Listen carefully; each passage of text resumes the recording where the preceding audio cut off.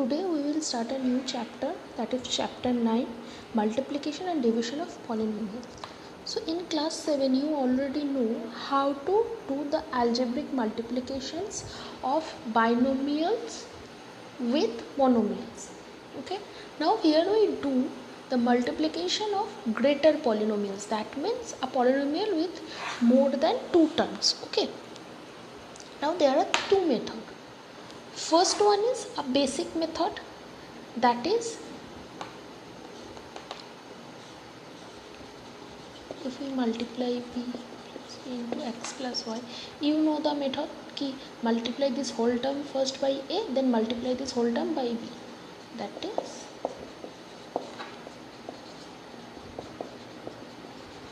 the multiply each and individual term by a, then ax plus ay plus bx plus by. This is the basic method, right? So whenever they gives the multiplication like this, multiplied by, then you have to do the multiplication like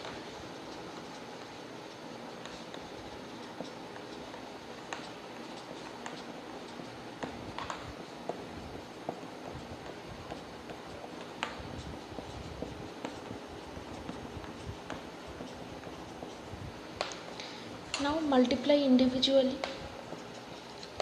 3x to the power 4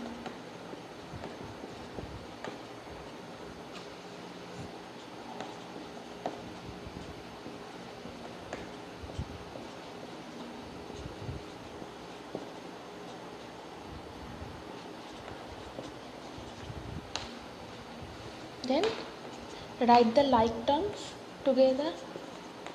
Only one term with x to the power 4, write it first, then there are two terms with x cube, so put it together, then three terms like x square, then there are two like terms of x, then the constant. Now plus this two.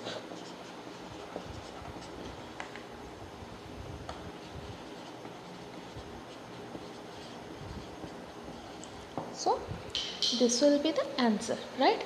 This is the basic process. Now there is another process.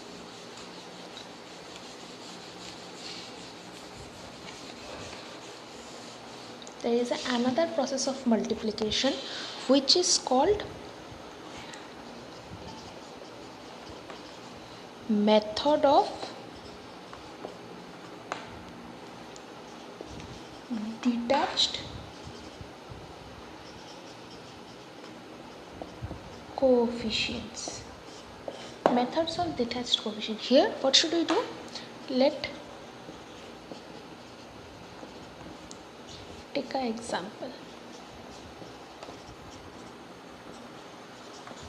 If we do it in normal process and multiply this whole term with 3x square, this whole by 4x square, and this whole by minus 1. But if we use a method called detached coefficient, so first we have to detach the coefficient from the first term. The detached coefficients are, okay, start writing. The highest power is q. So which term is with q? That is 3.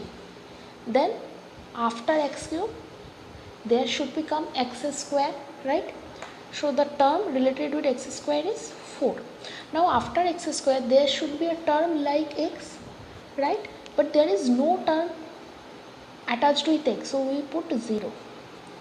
Then x, there comes the constant, so we put minus 1, right? Now in the second one, it is started from x square. So with x square, if there is no term, that means 1. This is the line for x square, so we'll put 1 here, then minus 2, then plus 2. Now if we do normal multiplication, then in that multiplication we start multiplying from this side, right? First multiply the upper terms with this, then this, then this. But in this format we start multiply from this term. If I multiply with 1 from this side, so 3 ones are 3, 4 ones are 4, 1 zeros are 0, 1 ones are 1 and the minus sign, so put minus. Then leave a gap here, right? Then start multiplying by minus 2. Minus 6, minus 8, 0, minus minus plus, plus 2. Then give 2 cross sign. Then 6, 8, 0, minus 2. Then do the normal multiplication, right? Normal addition. 3, 4 minus 6 give you minus 2. Minus 8, 6 gives you minus 2. 8 minus 1 gives you plus 7 plus 2. So after adding all of this, we get 3 minus 2 minus 2, 7, 2 minus 2. Now in the first polynomial, the highest power of x is 3, and in the second one, the highest power of x is 2. So if we add these two numbers, we get 3 plus 2, 5. So here we have to write it, the highest power of x is 5. So the answer will be 3x to the power 5, because the highest power of x is 5 and the first number is 3, so 3x to the power 5. Then minus 2, so minus 2x to the power 4. Then minus 2x cube, then plus 7x square, then plus 2x, then minus 2. This will be the answer of multiplication. If you do it as the previous multiplication or simple multiplication, then also this value you will get, and this is the process of detached coefficient. Okay, now we will check how we can solve a division. Okay, so division simple. How we can solve a division? Like in the middle we have to write the dividend. Okay, here a dividend is x to the power 4 minus 2x cube minus 7x square plus 8x plus 12, and the divisor is x square minus x minus 6. So first of all, to find using which number we have to divide it, first look at the first term of the both dividend and divisor. Here it is x to the power 4 and here it is x square. So we have to find a number which when we multiply with x square gives us the value of x to the power 4. So if we multiply x square with this x square, we get x to the power 4, right? So we put in the quotient x square and using this x square multiply this whole term now.